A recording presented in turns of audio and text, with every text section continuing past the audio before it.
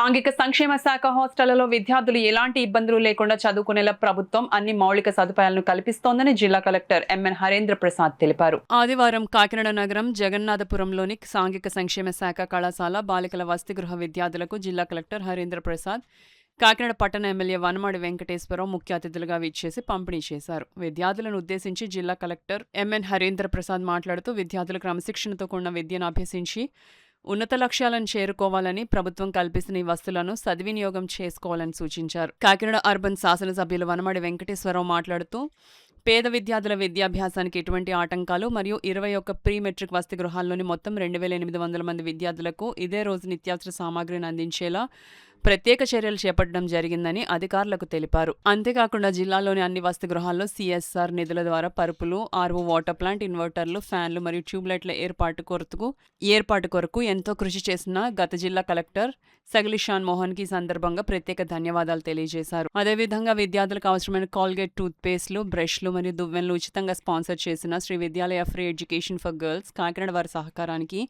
జిల్లా యంత్రాంగం కృతజ్ఞతలు తెలిపింది. ఈ కార్యక్రమంలో సాంఘిక సంక్షేమ శాఖ డీడీ శోభారాణి, సహాయ సాంఘిక సంక్షేమాధికారులు వైవాణి, పి శేష్ కుమార్, వసతిగృహ సంక్షేమాధికారులు, సిబ్బంది మరియు విద్యార్థులు పాల్గొన్నారు. నమస్కారం. ఈరోజు గౌరవ ముఖ్యమంత్రి వర్లు ఒక చొరవ మేరకు మన జిల్లాలో ఉన్న సాంఘిక సంక్షేమ శాఖ హాస్టల్స్ అన్నిట్లో ఉన్న బోర్డర్స్కి ఉచితంగా దుప్పట్లు, స్వెట్టర్స్, 2 పేర్ డ్రెస్సెస్, వాటితో పాటు సిఎస్ఆర్ ద్వారా ఏదైతే స్థానిక శాసనసభ్యులు మరియు గత కలెక్టర్ వర్లు సమకూర్చిన నిధుల ద్వారా RO plants, fans, tube lights అన్నీ కూడా పిల్లలకు అంకితం చేయడం జరిగింది.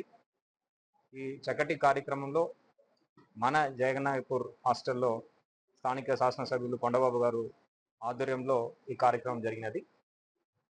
దీని ద్వారా జిల్లాలో ఉన్న అన్ని హాస్టల్స్లో ఉన్న పిల్లలందరికీ కూడా ఒక చక్కటి వాతావరణంలో వారు చదువుకోవడానికి, అదేవిధంగా ఇన్నాళ్ళుగా లేని సదుపాయాలు వాళ్ళకి కల్పించడం జరిగింది. ఈ ఫెసిలిటీస్ ఎక్కడ లేని విధంగా చాలా నాణ్యతతో వాటిని సమకూర్చిన సాంఘిక సంక్షేమ శాఖ మంత్రివర్యులు డాక్టర్ స్వామి గారికి, అదేవిధంగా మన విద్యాశాఖ మంత్రివర్యులు లోకేష్ గారికి, గౌరవ ముఖ్యమంత్రి వర్లకు జిల్లా ప్రజానీయం తరపున ప్రత్యేక ధన్యవాదాలు తెలియజేస్తున్నాను. జిల్లాలో ఉన్న అన్ని హాస్టల్లో కూడా ఈరోజు ఈ సదుపాయాలు పంపిణీ చేయడం జరుగుతుంది.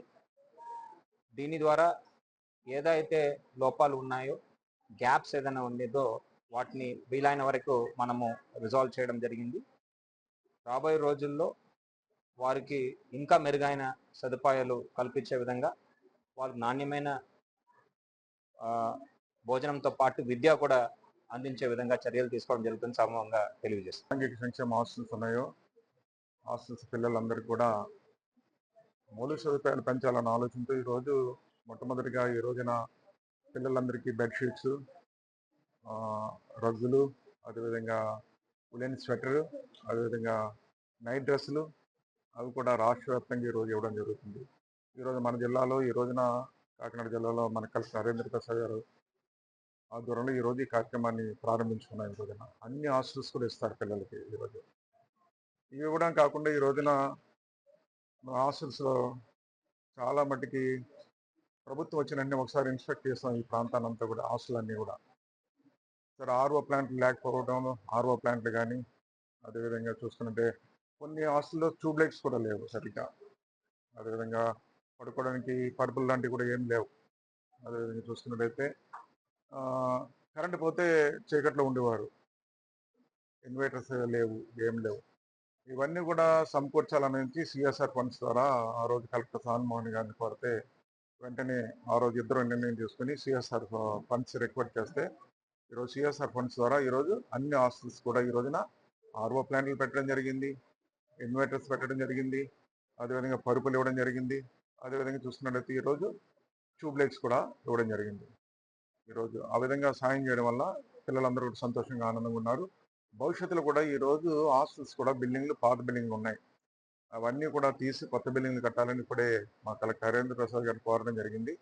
తప్పనిసరిగా ఎక్కడైతే హాస్టల్స్ సరైన బిల్డింగ్స్ లేవో, టాయిలెట్స్ సరిగ్గా లేవో, ఇవన్నీ కూడా చూసి అవన్నీ కూడా కొత్త బిల్డింగ్ కట్టేలాగా చర్యలు తీసుకుంటాను. మీ ద్వారా